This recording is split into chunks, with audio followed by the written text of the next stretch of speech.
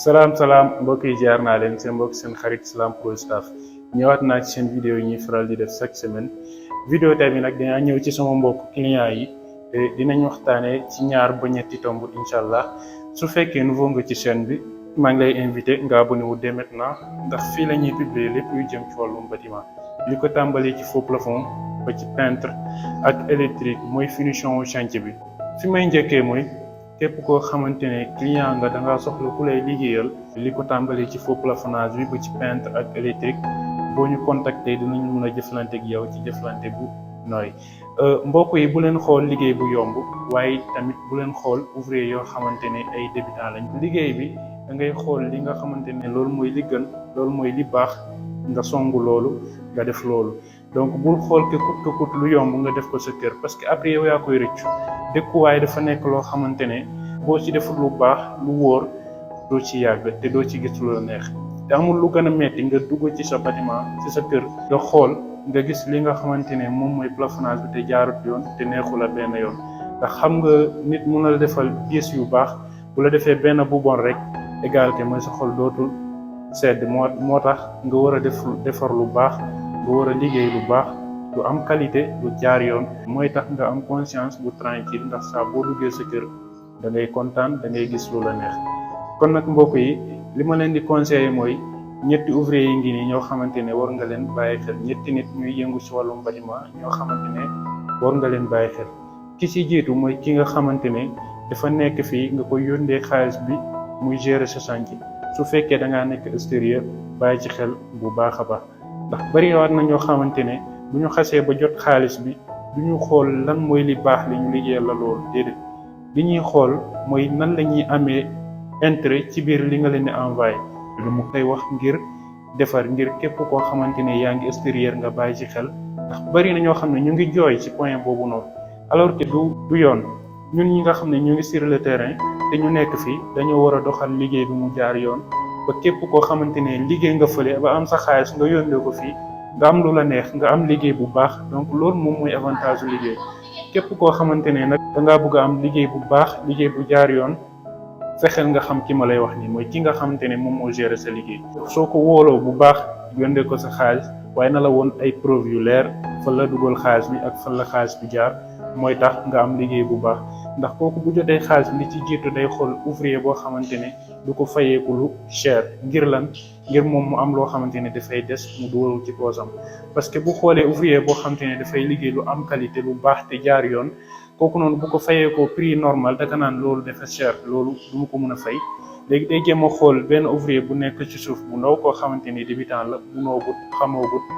donc mu yëkkati chantier bi jox kooku noonu alors que kooku noonu su ñëwee dafay ñëw def lu mu mën ndax xamut munut mooy tax bu ñëwee dafay jaxase sa chantier bi dem après yow yaay mujj sonn yow yaay mujjee rëccu nga ne ah su ma xamoon du ma ko defee nii léegi nag lan ngay def mooy que yow képp koo xamante ni am nga ku fi nekk te nga wóolu ko jox ko mu gérer la say liggéey su fekkee nag amoo koo wóolu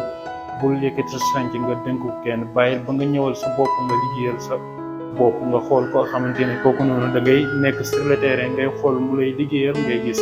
donc loolu laa leen di conseiller ci côté boobu noonu keneen ki mooy ki nga xamante ne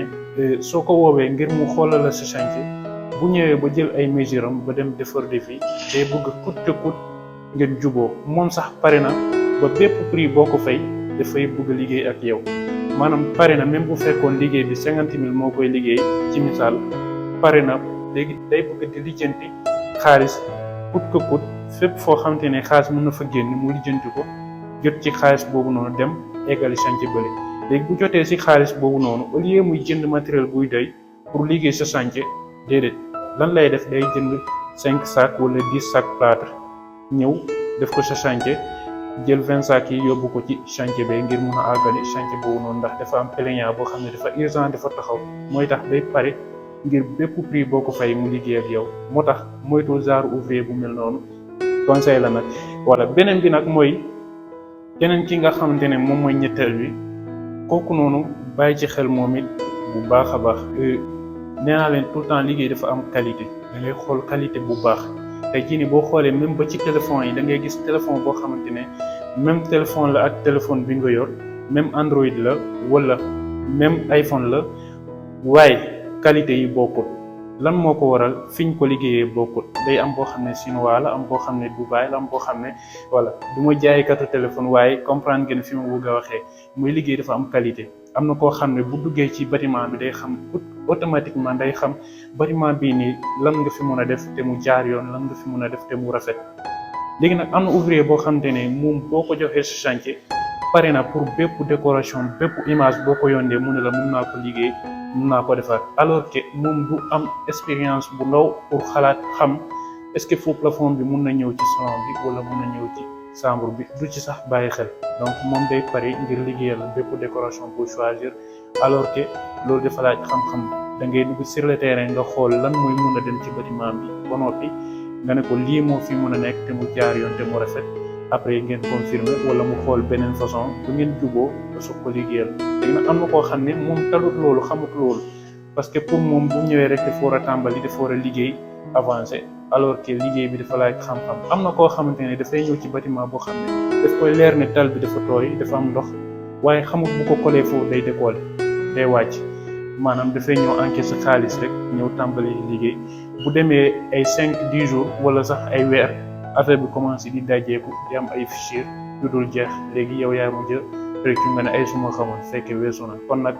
gars yi bàyyi leen ci xel yeewu leen bu leen bàyyi kenn nax leen bu leen bàyyi kenn dugal leen ci loo xamante ne après da ngeen koy rëccu parce que bâtiment nekkul loo xamante ne da nga ciy def tey pari ci tey bâtiment balaa nga ciy def maanaam sa xaalis def si lu wóor def si lu baax mooy tax boo duggee ci sa bâtiment doo rëccu mooy tax boo duggee ci sa kër après da ngay am contentement da ngay kontaan ndax kër nit amul lu ëpp kër instant bii nii moment bii may wax ak yéen ndax boo duggee sa dëkkuwaay liggéey bi yaar yoon boo tëddee sa nii sa xol day féex voilà da ngay kontaan. kon nag loolu laa amoon li nga xamante ne moom laay dolli ci troisième personne bi mooy ci ñetteelu nit ki nga xamante ne war ngeen ci bàyyi xel mooy koo xamante ne xamul liggéey bi xamul qualité liggéey xamul lan mooy différence su même ba ci plâtre bi dafa am ay qualité donc bàyyi leen ci xel bu baax a baax ndax gars yi ñu ngi ciy dóor gars yi bu baax a baax. dinaa ñëw ci point bi ma gën ko yaatal ngir képp koo xamante ne bëgg nga liggéey lu sa bâtiment bëgg nga ñu lay liggéeyal lu rafet lu jaar yoon lu am qualité dinaa ñëw ci point bi wax bu baax a baax incha allah. kon nag gars yi fekkee kontaan ngeen ci vidéo yi ñuy def ak explication yi ñuy def bàyyi leen ñu benn commentaire ci suuf vidéo bi te ngeen abonné wu ngeen like vidéo yi ngir YouTube di ko woon yeneen nit ñoo xamante ne daanu ñoo suivre Salam Pro Staff ñuy gis suñuy vidéo kër gi gën a yaatu. kon nag sama gars yi jaa ngeen jëf ba prochaine vidéo incha allah.